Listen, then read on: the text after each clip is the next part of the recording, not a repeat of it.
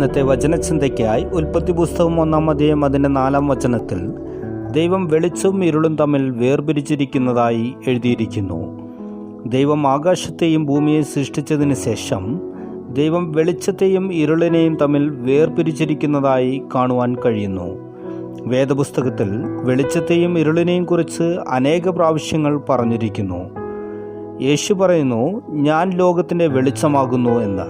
എന്നാൽ പിശാചിനെക്കുറിച്ച് അന്ധകാരത്തിൻ്റെ ലോകാധിപതി എന്നാണ് പറഞ്ഞിരിക്കുന്നത്. യേശു വെളിച്ചമാണെങ്കിൽ പിശാച് ഇരുളാണ്.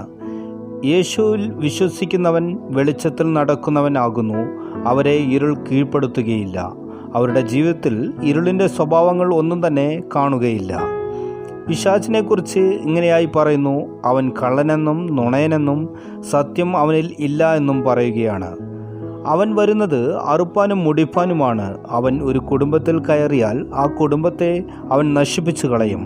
ആ കുടുംബത്തിലെ സമാധാനം, സന്തോഷം എടുത്തു കളഞ്ഞ് കലഹങ്ങളും പ്രശ്നങ്ങളും അവൻ സൃഷ്ടിക്കും.